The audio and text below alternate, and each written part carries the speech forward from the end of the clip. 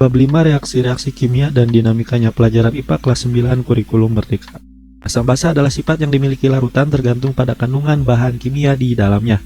Mari kita pelajari perbedaannya seperti ditunjukkan pada tabel di bawah ini. Nah, ini adalah contoh makanan yang kita sering konsumsi ya, yang bersifat asam. Oke, di sini tabel perbedaannya ada dari sifat larutan ya. Yang pertama untuk rasa, untuk asam, sifat larutan asam ini rasanya masam sedangkan basa pahit. Untuk pH atau potential of hydrogen ini antara 0 sampai 7 untuk asam, sedangkan basa antara 8 sampai 14. Ketika terasa di kulit, asam itu mengiritasi atau merusak kulit atau bersifat korosif. Untuk basa, ketika terasa di kulitnya licin, ada beberapa yang juga merusak kulit. Menghantarkan listrik, asam dapat menghantarkan listrik, basa juga dapat menghantarkan listrik. Untuk indikator ya, mengubah warna kertas lakmus, maka asam ini mengubah kertas lakmus biru menjadi merah, sedangkan basa mengubah kertas lakmus merah menjadi biru. Kemudian reaksinya, untuk asam dapat bereaksi dengan logam dan basa untuk membentuk atau pembentukan garam. Kemudian untuk basa dapat bereaksi dengan asam untuk membentuk garam juga. Nah, itulah perbedaan dari sifat-sifat larutan antara asam dan basa. Fungsi asam dan basa, yang pertama fungsi asam dapat dikonsumsi sebagai cuka, dapat dikonsumsi sebagai vitamin C pada buah, kemudian perasa pada minuman dan garam dapur. Sedangkan fungsi basa dalam kehidupan kita sehari-hari itu yang pertama pembuatan sabun, pembuatan deterjen, dan sebagai obat MAC atau MGOH. Mengenal asam, larutan asam yang mengandung unsur hidrogen berupa ion H+. Larutan yang bersifat asam biasanya memiliki rasa masam. Sifat berbahaya asam disebut sebagai korosif, artinya menyebabkan kerusakan pada jaringan kulit, mata, dan organ pernapasan. Bahkan asam sulfat pekat dapat membuat pakaian kita robek, ya, atau sobek ketika ditetesi larutan asam ini. Contoh asam yang biasanya terdapat di lab IPA, ya, laboratorium IPA adalah asam klorida atau HCl, asam nitrat, dan asam sulfat H2SO4. Nah, ini asam yang sangat berbahaya ya. Nah, larutan asam-asam ini disebut asam kuat yang berbahaya dalam keadaan pekat. Walaupun sangat berbahaya, namun asam sulfat terus diproduksi untuk bahan kimia dalam aki mobil, pembuatan bahan tekstil, cat, kertas, plastik, pupuk, untuk mengekstraksi biji logam, dan juga untuk menghasilkan microchip. Sedangkan larutan HCl sering digunakan untuk membersihkan logam. Ciri-ciri asam, cenderung memiliki rasa asam, pH kurang dari 7, bisa mengubah kertas lakmus biru menjadi merah, memiliki sifat elektrolit dan dapat menghantarkan listrik, bisa menghasilkan gas hidrogen saat bereaksi dengan unsur atau senyawa logam. Asam bisa menghasilkan ion H+ bila dilarutkan ke air. Nah, ini adalah contoh-contoh asam lemah atau yang tidak berbahaya bagi tubuh. Yang pertama ada asam sitrat atau C6H8O7 pada lemon. Kemudian ada asam karbonat atau H2CO3. Kemudian ada asam fosfat, ini dalam minuman bersoda, ada asam asetat dalam cuka, ada asam laktat dalam yogurt dan untuk mengawetkan minuman, ada asam benzoat, ada asam ascorbat atau C6H8O6 pada vitamin C, ada asam salisilat atau C7H6O3 pada obat aspirin. Nah, ini berarti asam-asam lemah ini adalah asam yang dapat, maksudnya larutan ya, sifat makanan yang asam yang lemah ya, yang tidak berbahaya bagi tubuh atau dapat dikonsumsi. Kemudian mengenal basa, unsur basa biasanya memiliki ion hidroksida atau OH-. Ion adalah atom atau senyawa yang memiliki muatan. Basa yang dapat larut dalam air disebut sebagai alkali. Beberapa basa kuat yang pekat sangat berbahaya jika digunakan tanpa sarung tangan karena dapat menyebabkan luka bakar, misalnya natrium hidroksida atau NaOH, kalium hidroksida atau KOH, magnesium hidroksida, dan kalsium hidroksida atau CaOH2. Nah, penggunaan natrium hidroksida sangat umum dalam pembuatan sabun dan deterjen, tekstil, plastik, serta pengolahan bahan bakar. Magnesium hidroksida digunakan sebagai obat MAG. Sementara itu kalsium hidroksida digunakan oleh petani untuk menetralkan tanah yang terlalu asam. Tanah yang terlalu asam mengandung sedikit sekali zat hara sehingga tanaman tidak dapat tumbuh dengan subur. Oleh karena itulah tanah itu perlu ditambahkan basa. Nah, ini adalah gambar penggunaan bubuk kalsium hidroksida untuk menetralkan tanah yang terlalu asam ya. Jadi jika tanah terlalu asam, maka si unsur hara itu jumlahnya sedikit, maka pertumbuhan tanaman akan terhambat.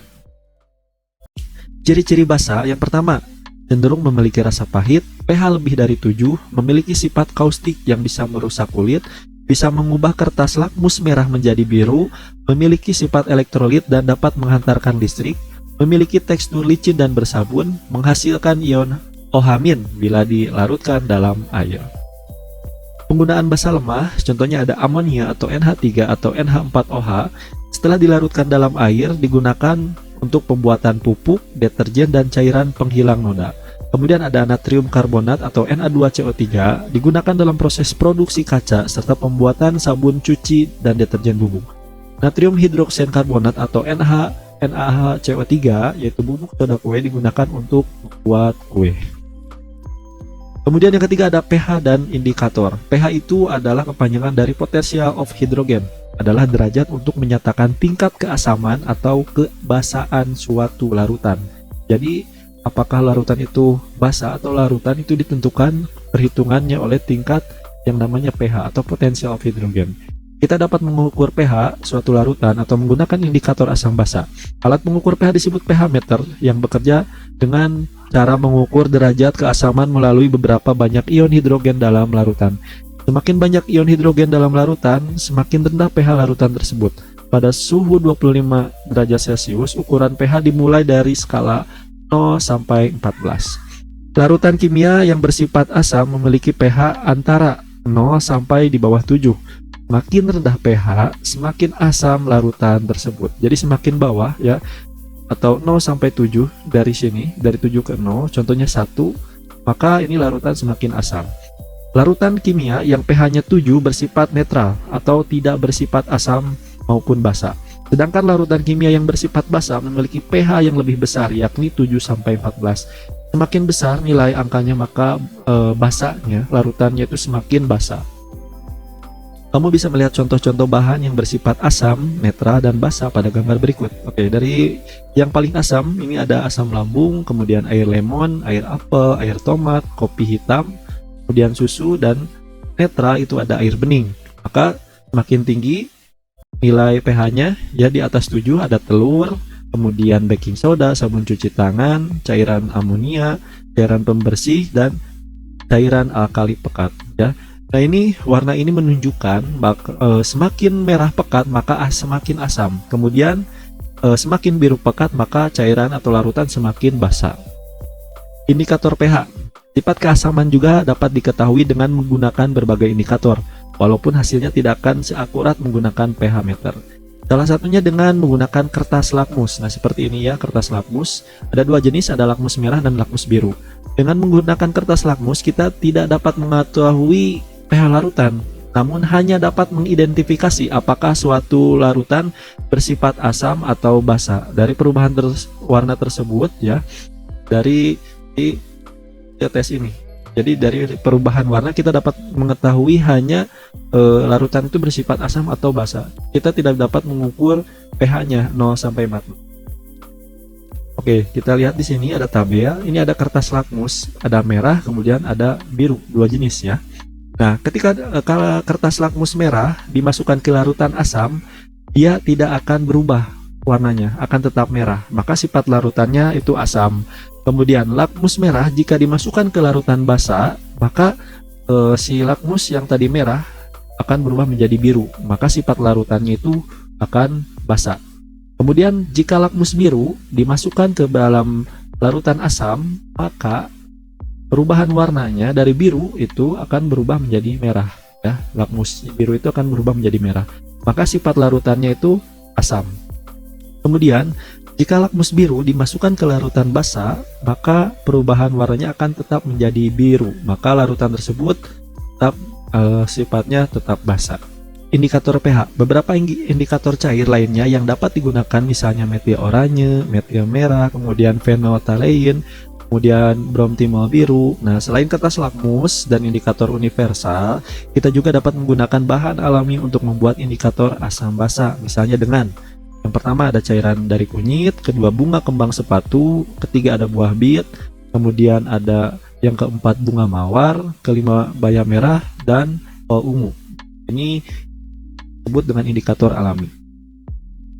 Yang keempat adalah reaksi netralisasi. Penggunaan basa untuk mengatasi sakit mag maupun proses menaikkan pH tanah yang terlalu asam menggunakan reaksi yang namanya netralisasi. Jadi ketika larutan atau sifat larutan itu terlalu asam, maka kita harus mengubah larutan tersebut menjadi netral. Nah, reaksi ini melibatkan asam dan basa sebagai zat pereaksi untuk menghasilkan garam dan air sebagai produk. Contoh reaksi netralisasi antara asam klorida dengan natrium hidroksida adalah sebagai berikut. Oke, ini ada HCl ya, kemudian ada ditambahkan dengan basa ini. Jadi jika suatu larutan itu terlalu asam, maka kita harus menambahkan yang namanya basa atau reaksi netralisasi. Atau contoh di sini basa di sini ada NaOH ya. Kemudian dia akan menghasilkan NaCl, garam dan air. Kemudian ini adalah contoh reaksi kimia yang terjadi di dalam lambung kita saat menggunakan obat mag yang mengandung magnesium hidroksida atau MgOH2. Oke, di sini ada asam klorida ya. Jadi di HCl di dalam lambung kita itu terlalu asam, maka kita akan merasakan yang namanya sakit mag. Nah, kita harus minum obat. Obat tersebut mengandung yang namanya magnesium hidroksida. Nah, dia akan menghasilkan yang namanya magnesium klorida dan air. Maka setelah ini ya, setelah terjadi anak panah ini, setelah reaksi ini, maka hasilnya lambung kita akan netral kembali ya, tidak terlalu asam seperti biasa dan berubah menjadi netral. Oke, sekian pembahasan mengenai asam dan basa. Semoga bermanfaat. Sampai jumpa di video yang lainnya.